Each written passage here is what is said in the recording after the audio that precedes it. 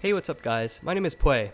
So in this video, I just wanted to discuss a little bit about Raiden 1 million and how you can go about hitting this number or as high as your goals are, and what I think is basically the minimum setup to do so. I wanted to preface this by saying that as of now, I don't think it's practical to hit 1 million if you're completely free to play or a low spender, but by following some important principles and combos, I think you could still hit some really high numbers regardless of whatever investment you're sitting at.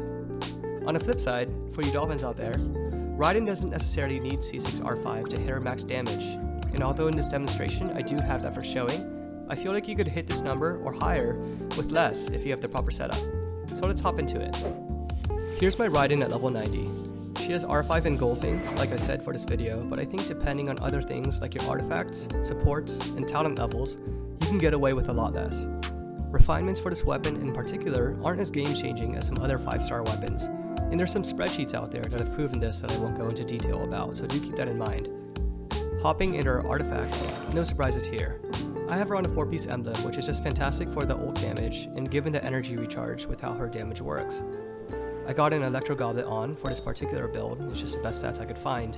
And I know there's some variants in which you could run an attack percent goblet if you aren't running engulfing that are also very viable.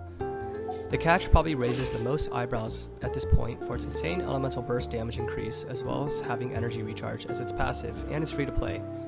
So it's a really good weapon that should definitely get some attention if you're trying to save on the weapon banner. I would say that my artifacts are okay. There's definitely a lot of room for improvement in each one, but I basically just slapped on whatever gave the highest crit damage possible. I'm using an energy recharge sans for this case, but if yours is high enough and you're getting like around 280% to 300% without the sans, do consider switching to an attack percent, because I think it'd be more helpful. In terms of her constellations, I have her at C6, but as many of you may already know, her damage basically caps out at C3. That one gives her the last 3 levels to her ultimate and really just gives you some kind of moving room for bad artifacts, stuff like that. I'm not sure how practical it is to hit 1 million without this, but if you have C2, which is her biggest DPS boost, and maybe some insane artifacts and the rest of your supports are top notch, you might be able to get away with not having to go to C3. But in this case, C3 for high ult damage. Anyway, in terms of her talents, I have yet to crown her, so if you're patient and are able to crown her, that might give you some additional leeway in terms of not having to wail for all of her weapon refinements and so on and so forth. Okay, so next we have Sara. This is basically Electro Bennett, and you absolutely shouldn't neglect her. I took her to 90 for this video to get her base attack as high as I could, and I think she makes up a huge portion of Raiden's DPS. I'm going to say C6 is required for 1 million just because it gives such a substantial boost to electro damage percent. So if you don't have that, maybe ask a friend who does to borrow their Sara or so on and so forth. I'll also drop my Discord link below if you guys want to be able to co-op some supports across the servers, and we might be able to help you out with stuff like this.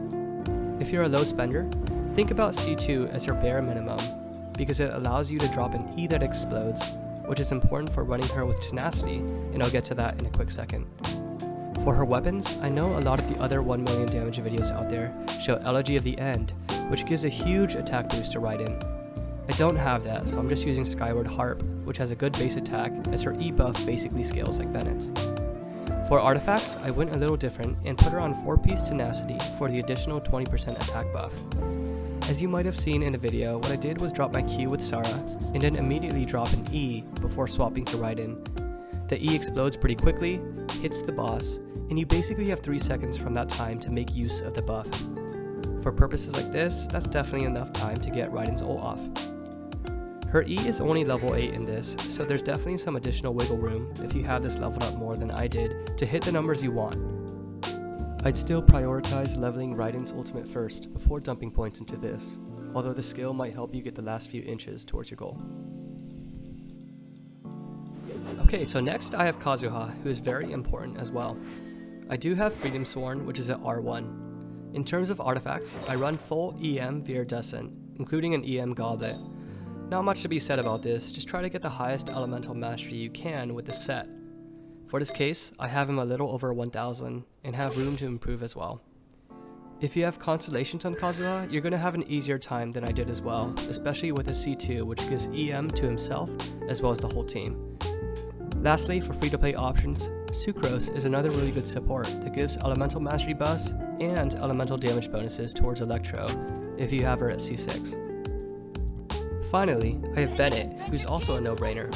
He's level 90 for the highest base attack. He's running a Kill of Favonia for the high base weapon attack. You don't need refinements for it to matter. And another choice is Mist Splitter Reforged, if you have that, as they have the same attack as 674.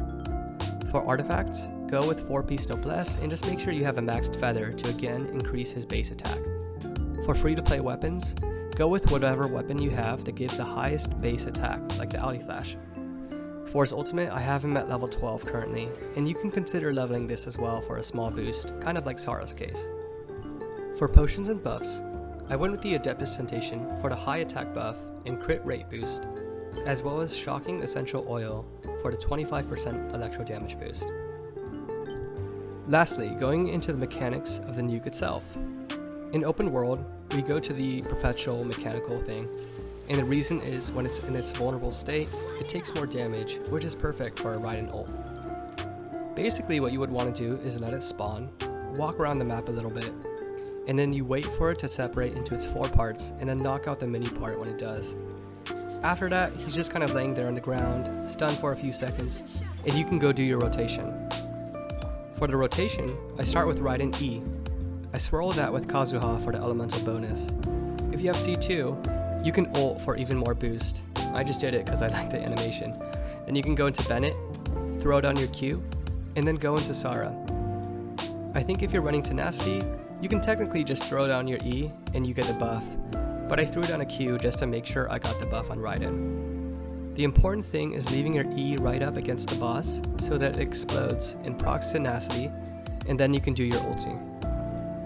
Anyway, I hope this video helped you kind of understand the rotation a bit, no matter what kind of player you are and no matter what kind of investments you're working with. If it was helpful, please drop a like or a subscribe or something. I don't know, I might make some videos in the future. So thank you guys for watching, stay safe, and peace.